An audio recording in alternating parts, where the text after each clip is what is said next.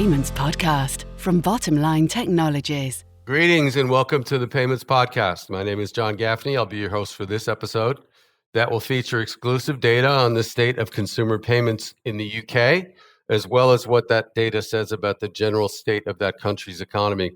Although our data here is UK specific, I think listeners, regardless of where they are, will be interested to hear what happens when price spikes push consumers to their limits. And they'll also learn a little bit about what looking beyond the usual KPIs can gain for finance leaders who choose to look for them. Before getting to that data, I'd like to introduce our guest. Vinay Khosla is the head of product, data analytics, and insights at Bottomline. Throughout Vinay's career, he has advised many companies on how data analytics and its intersection with machine learning can make business decisions, more accurate and profitable. We're happy to have him here today, grabbing him out of vacation. Welcome, Vinay. Thank you, John. Great to be here and be able to talk about some of the great insights our numbers are showing us. So, yeah, for our listeners, Vinay is all about numbers, which is a good thing because I don't get numbers. I do words, but that's okay. He has identified a couple of KPIs here that have been overlooked by most banks and economists. The data comes from Bottomline's business transaction platform, PTX. Among the data he's been tracking are direct debit payments and direct debit failures. Now, why is that important? We're going to leave that to Vinay, but first, let's set the stage a little bit. We'll start in the UK, where the cost of living in the UK consumer prices index rose 9.3% in the 12 months leading up to November 2022. And where did that increase stem from? Right in the breadbasket. According to the Office for National Statistics, that 9.3% came from housing, household services like electricity and gas, food and non-alcoholic beverages, and transport.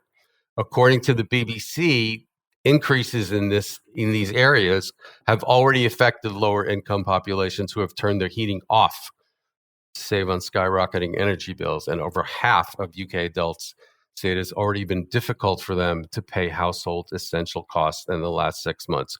So Vinay, tell us a little bit about what direct debit fails are and how you came to identify them as a KPI that we should be watching. Yeah, thank you, John. So Bottomline operates globally, and here in the UK, it's one of the most common ways for a consumer to pay regular recurring payments called direct debits under the back scheme. And it's worth just drilling into that for a minute, just so all our listeners can understand what that means. Yep. So, for example, it's how most people in the UK pay their essential bills like mortgages, insurance, home, energy costs, and also luxury items like magazine subscriptions, charity donations, which are essential, of course, and gym memberships, things like that. Anything regular and recurring that happens. But direct debits have been around a long time in the UK. Since 1964, they're trusted, but there is new technology, open banking technology, that's catching up and offers businesses more ways to efficiently collect from customers in a simple online way that we expect today. Today, I'm focusing on direct debits because that's the bulk of how businesses collect their reoccurring payments in the UK. Most businesses rely on that regular recurring payment and will offer a direct debit as a payment method because it's most cost effective, but it also comes with rules and guarantees that protect the consumer. Really, really important, that part of it as well. Most people in the UK have at least 2 direct debits, taking money from their bank account each month. And then by setting up that direct debit with a business, the consumer is giving permission for that business to take money from their bank account on a regular basis. So nice, easy, clean, and understood. The permission comes with protection for the consumer, as I mentioned, and provides the businesses with an easy way to collect those funds, vital for their cash flow. So you've identified that these direct debit fails have increased. Why is that a big deal, and how big is the problem? Yeah, thank you. So normally a direct debit payment comes out of a consumer's bank account and flows into the business with no problems. However, they can fail, as we're here to talk about, and the money is not deducted from the consumer's bank account and never reaches the business. This obviously has impacts on that business. It immediately impacts their cash flow, and they need to find ways to recollect those funds. Direct debits can fail for a variety of reasons, and I'm going to talk a little bit more detail about some of those as we go through this today. Okay. But it's things like the bank account details could be incorrect, or the consumer may have changed them, or may open a new bank account, or sadly the payer may be deceased. All of these reasons can cause a direct debit to fail. But in our analysis, we see all of these direct debit failures. Now, just to be really clear, we don't see any personal details around that. We don't see any information. Important to say that, yeah, about whose direct debit is. We only see the aggregate anonymous information.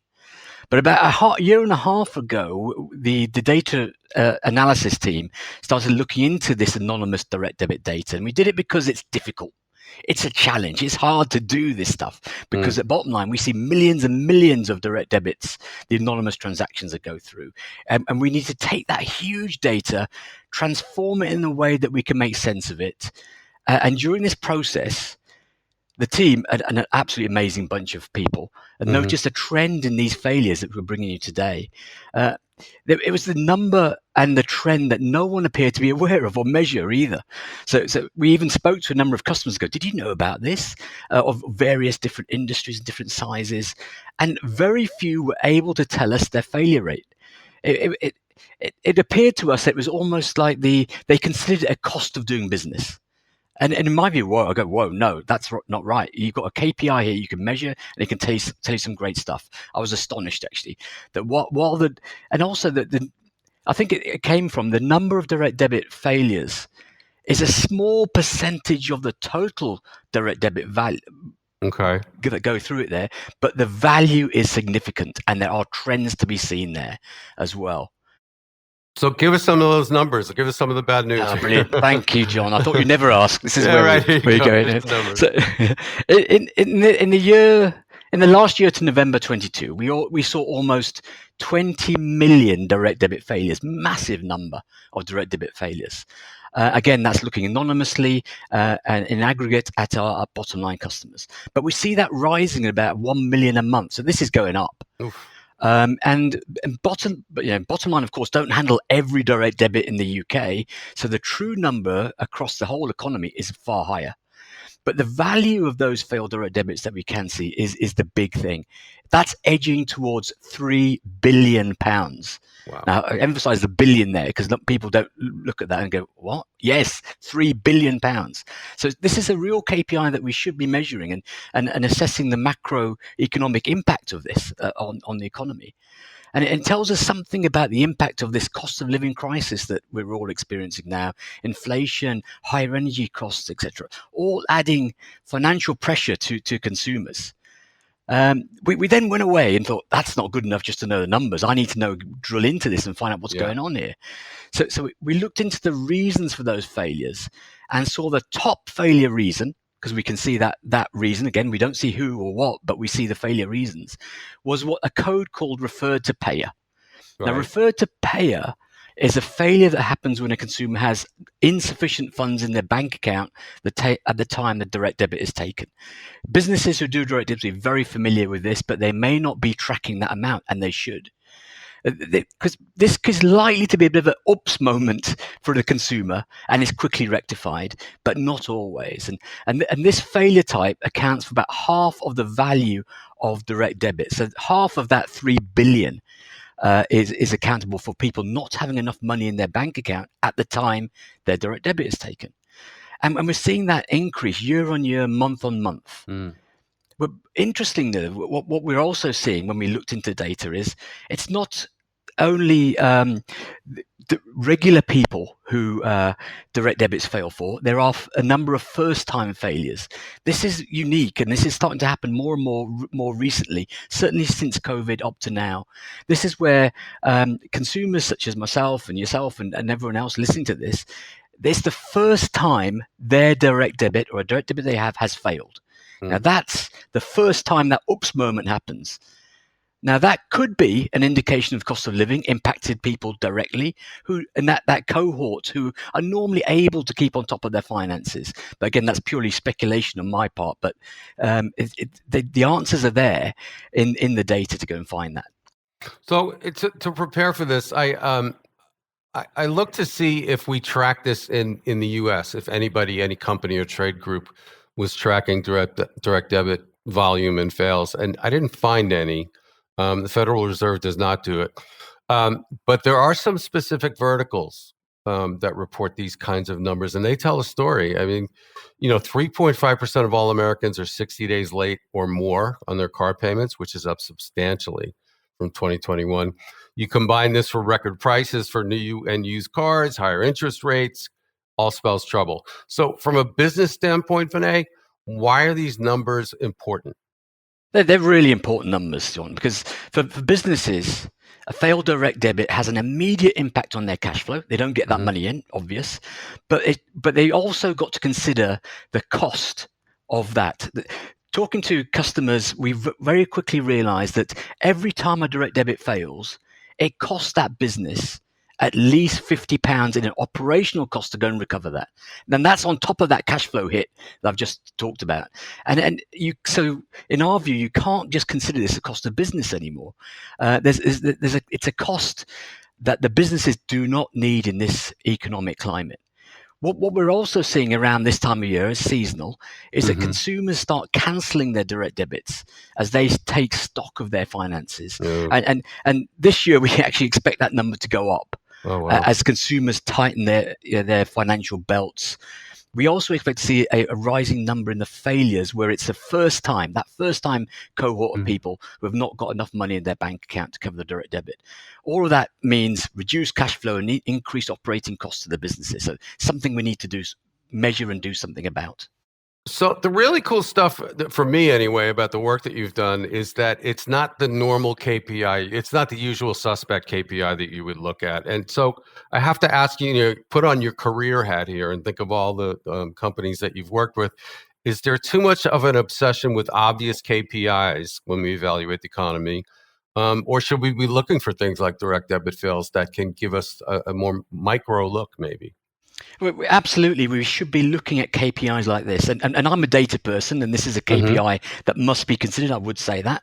But if we combine that with some of those traditional metrics you've mentioned, it gives a unique view into the state of the economy and the impact of macroeconomic decisions on consumers and businesses.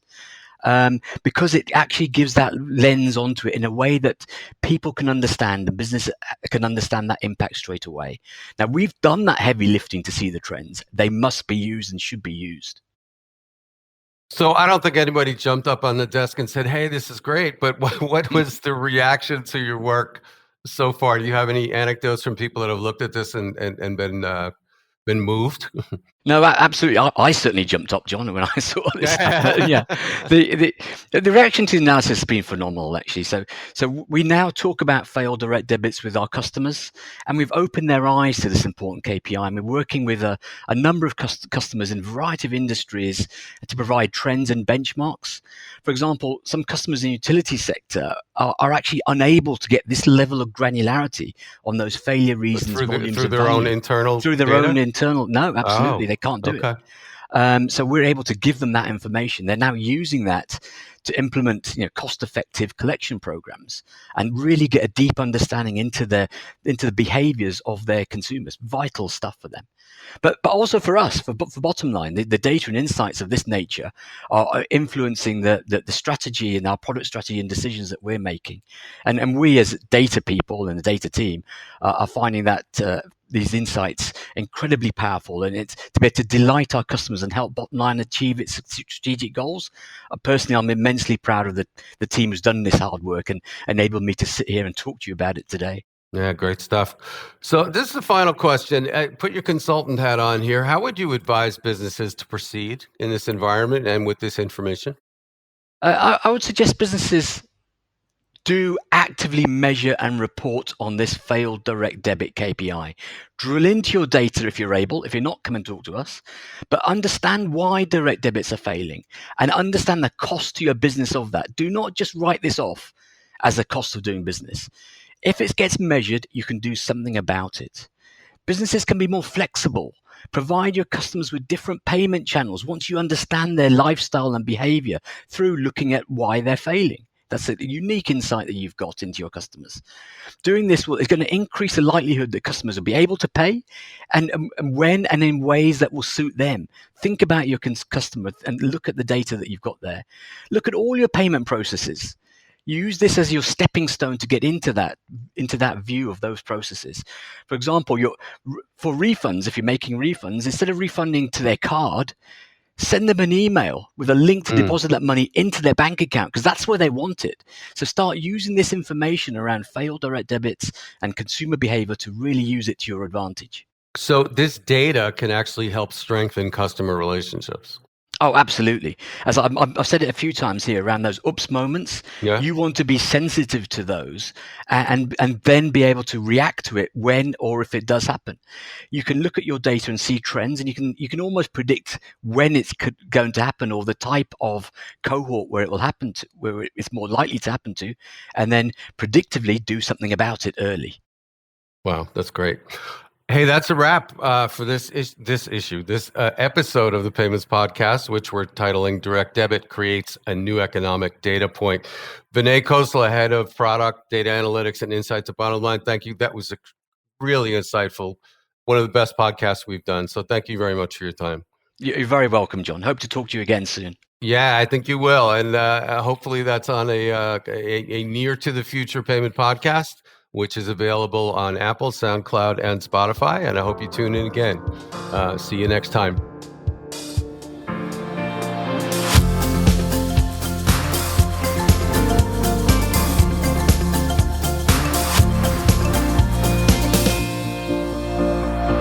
The Payments Podcast from Bottom Line Technologies.